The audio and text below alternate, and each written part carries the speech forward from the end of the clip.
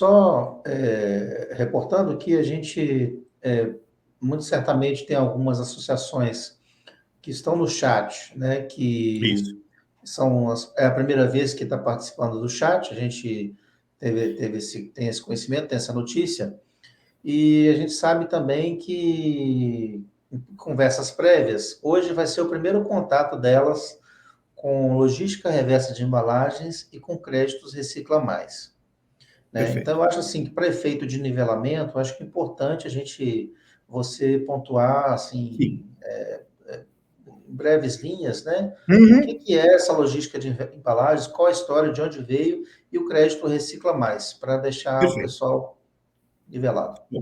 Bom, vamos fazer então de maneira didática, né?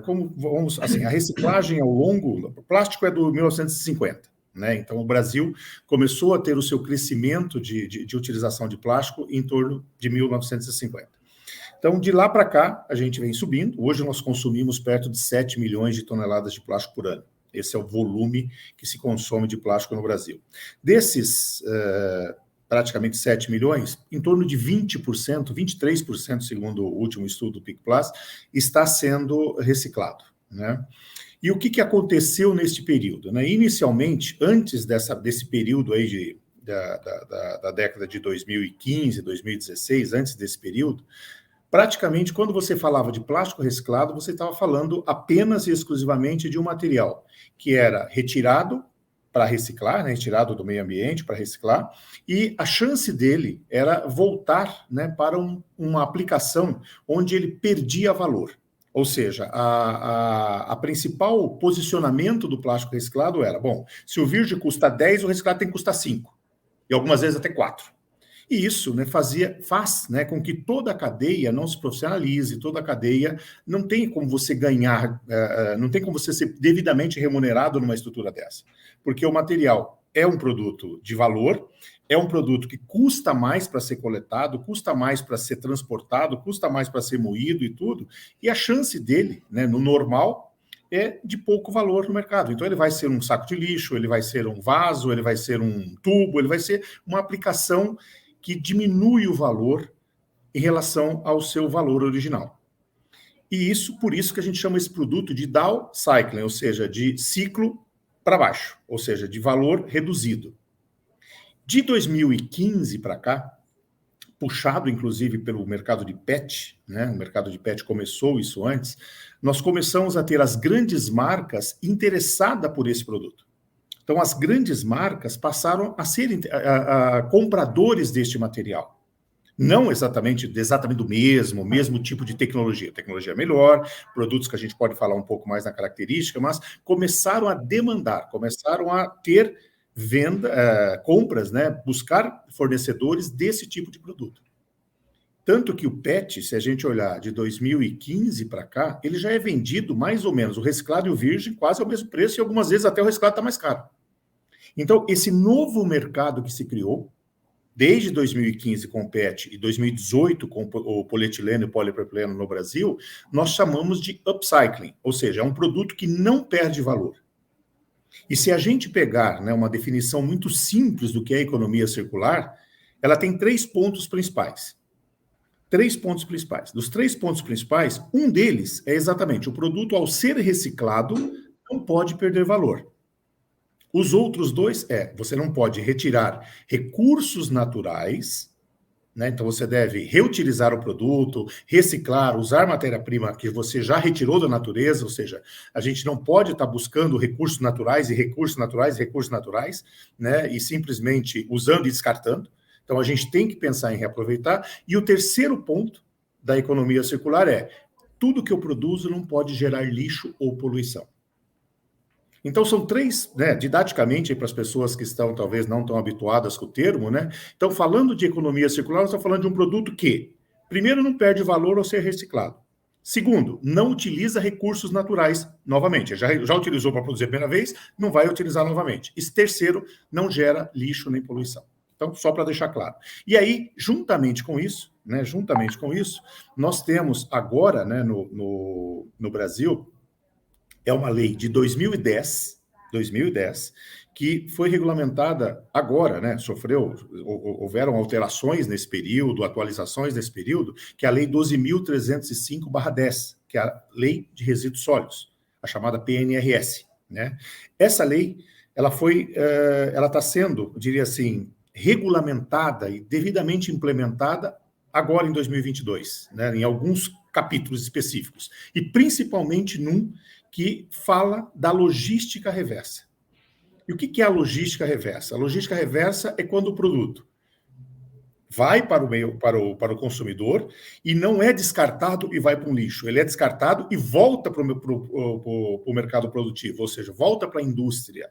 Então, nós fazemos a logística reversa, a logística inicial de mandar o produto ao consumidor e a reversa, de trazer do consumidor para a indústria novamente. Por isso que é a logística reversa. E ela é definida nessa lei no capítulo 3.